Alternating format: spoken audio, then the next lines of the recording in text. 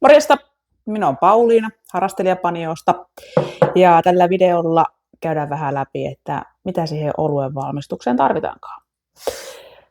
Tässä on tosiaan ihan perusteet, alkeet. Saat tietää vähän, että mitä tarviketta ja mitä ne maksaa. Ja yleensä itse aloittelen aina hygienia-asioista.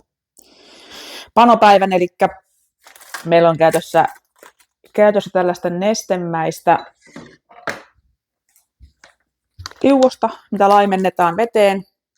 Ja sitten sutsupullo, mitä sitten pystyy käyttää siinä desifioinnin yhteydessä.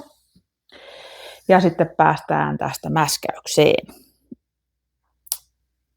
Meillä on yleensä käytössä tämmöinen mäskäyskattila, missä on hana ja siellä sitten on tuo lämmönsiirto.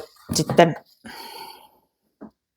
ei sen kummempi mäskäyspussi vaan sinne ja menoksi. Tuossa kotioluen valmistuskurssilla on käytössä ihan peruskattila. Tällainen 10 litran, mitä on sitten käytetty täällä liedellä. Yllättävän näppärä, tykkäsin itse tosi paljon. Siihen nyt sitten vaikuttaa paljon, että millaisia eriä sä valmistat. Teekö sä yksin kavereiden kanssa? Pitääkö olla sitten jotenkin jaettavaksi asti? Tällaisella 10 litran kattilalla sai tehtyä tosi hyvin 5 litran erän. Tosi näppärää, ei sotkua, ei mitään. Tällä yleensä olen valmistanut 10 litraa tai 15 litraa. Tosi hyvä siihen.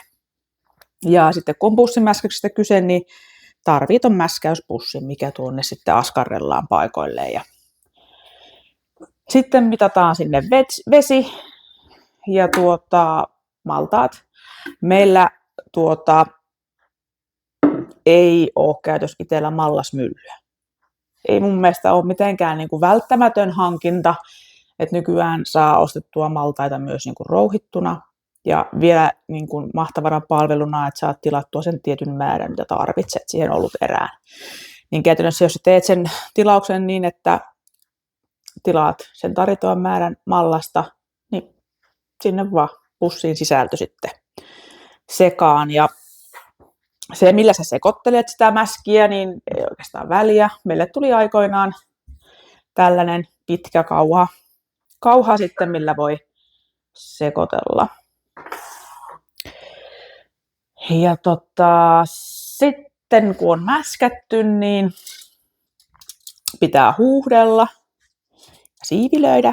Siihen on markkinoilla parissa kaupassa tämmöinen siivilä, missä on nämä kahvat, mitä pystyy sitten tarpeen mukaan säätää.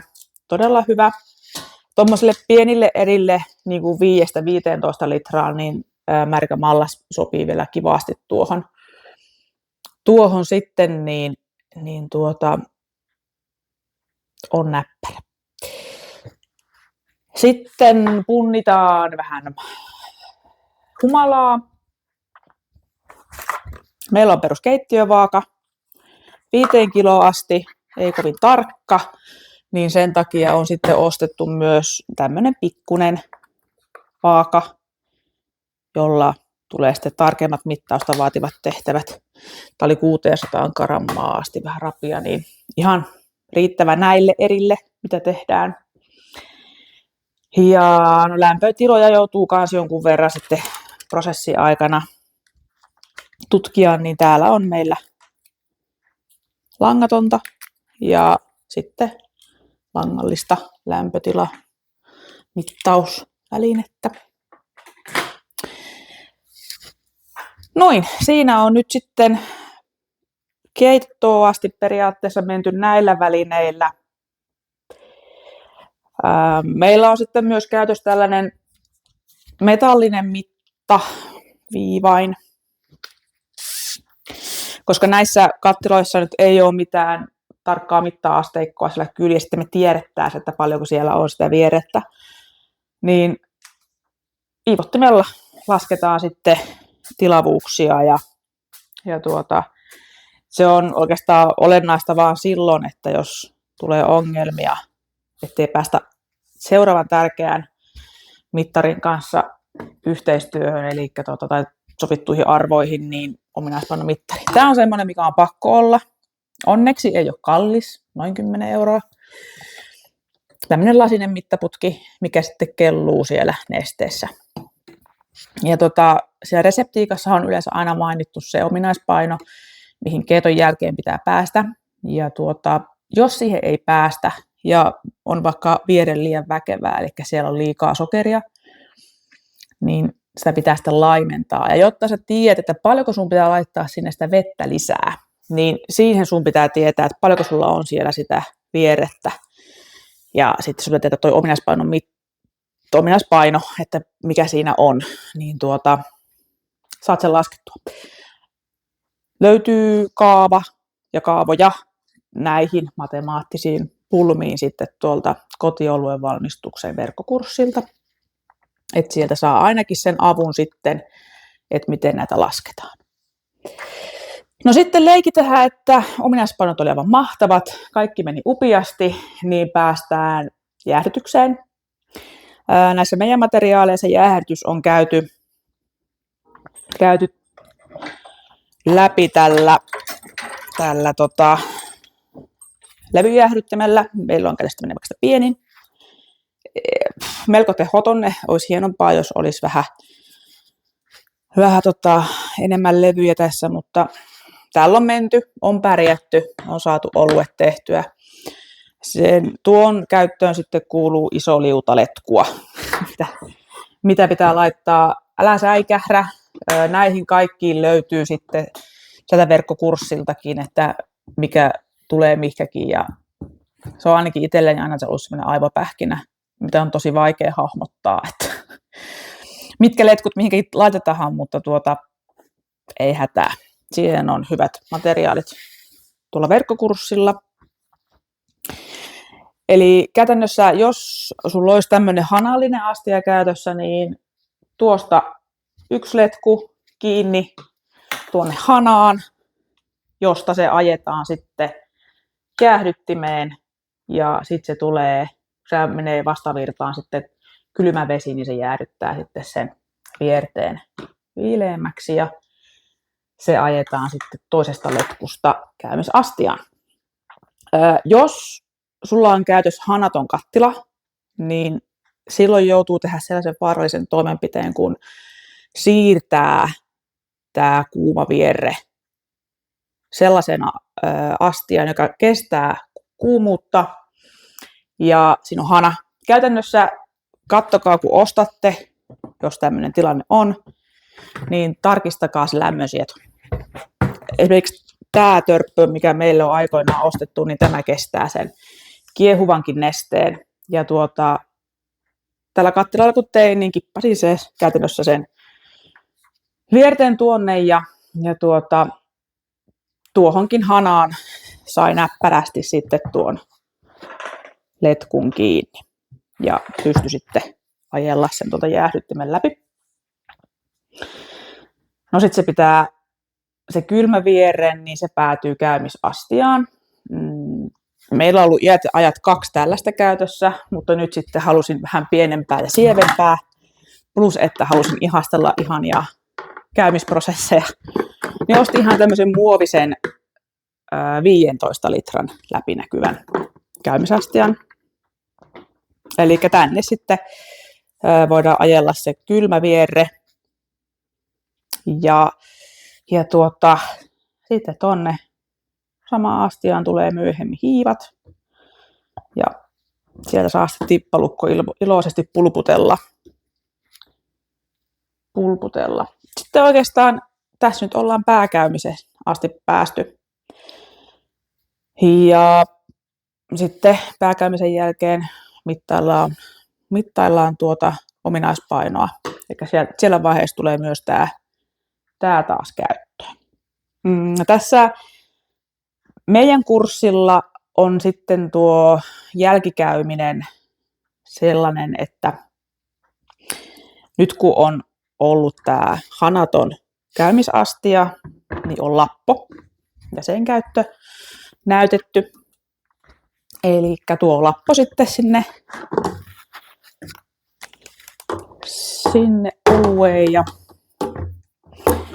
meillä on hiilidioksidit olueen tehty jälkikäymisellä jälkisokerilla. Eli täällä on se käynyt olut, joka lapotaan sitten. Monesti lappoan tällaiseen, koska mun mielestä tää on hyvä. Ja tässä on näihin pystyy tarroja laittaa sitten, niin tästä näet vähän sitä tilavuuttakin. Ja täällä on myös tämmöinen lämpötilatarra, minkä voi halutessaan ostaa siihen lisäksi. Mutta sitten on lapottu tänne ja mitattu perään sitten se jälkisokerin määrä, mitä tarvitaan siihen tiettyyn määrään, että saadaan sinne ne hiilidioksidit. Ja sitten pullotetaan. Nyt kun mä oon ajanut sen tänne, niin mä tykkään käyttää pullotustikkua, joka siis toimintaperiaatteelta on täysin sama kuin mikä tässä lapon päässä on täällä. Mutta tää pää menee kivasti tuohon. Niin tästä jotenkin mä oon tykännyt. Ihan hyvin voit lapota sen myös sitten astiasta tällä lapolla niin pulloon. Ja meillä nyt sitten, kun hiilihapotus tehdään jälkisokerilla, eikä ole mitään sen kummempaa, niin mä tykkään käyttää patenttikorkillisia lasipulloja. Mutta sitten on myös ihan peruskruunukorkillinen lasipullo, minne sitten pullotetaan se jälkisokeroitu olut. Ja tämä korkitin, millä saadaan kruunukorkit kiinni. Jos käytät noita kruunukorkkeja, niin tämä on pakko olla. Jos patenttikorkkeja, niin pärjäät ilman. Ja näitäkin saa sitten näitä patenttikorkkia, näitä tiivisteitä saat tilattua uusia, jos tarvitsee joskus uusia niitä. On olemassa sellaista elintarvikekelpoista rasvaa, millä niitä saa sitten vähän hoidettua ja rasvattua. Että pysyvät hyvänä pidempään. Pullojen puhtaus, taas yllättäen todella tärkeää. Meillä on vaan tämmöinen pullopesuri, minne tulee sitä desinfiointiainetta ja sitten pullolla painetaan tuosta alas ja sieltä tulee sitä liuosta. Mitään sen kummempaa pullon kuivaustelinettä meillä ei ole käytössä. Käytännössä tämä oli tässä. Näillä välineillä onnistuu oluen valmistus.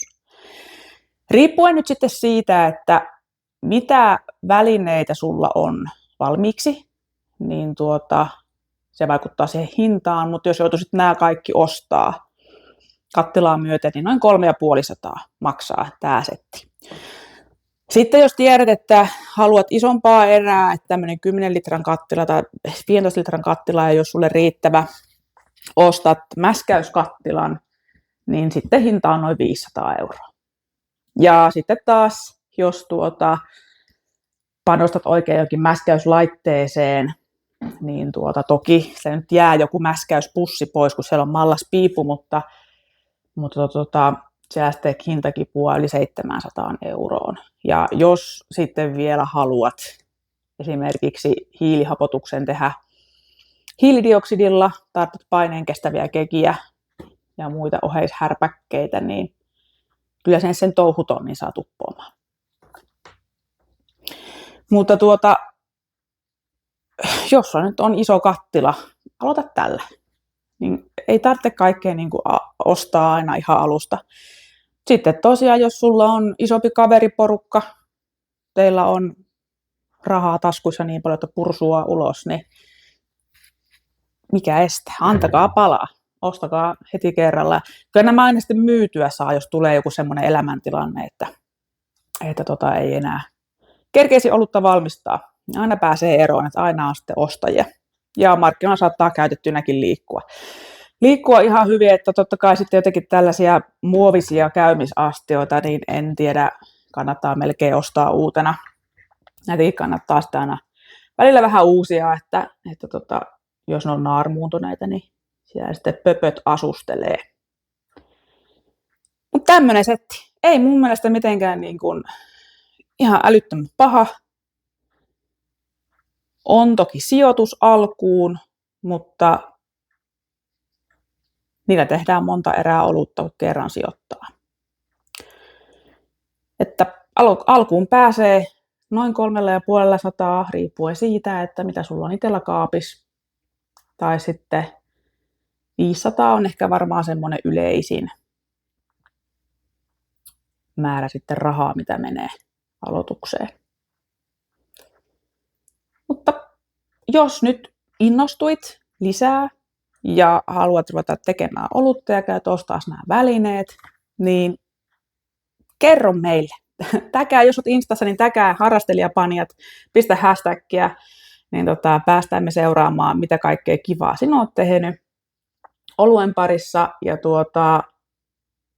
jos sitten tuntuu, että tarvitset vielä vähän enemmän tukia siihen aloitukseen, niin se kotiolujen valmistuskurssi on semmoinen, missä on tosi kattava teoriopaketti ja sitten ihan käytäntöä, että näet, että miten näitä kaikkia ominaispainomittareita luetaan tai miten tuo levyjäähdytty asennetaan ja miten sitä käytetään.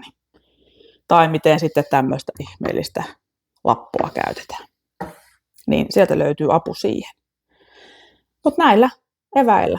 Toivottavasti kuullaan teistä. Let us know, mitä olette puuhannut. Moro!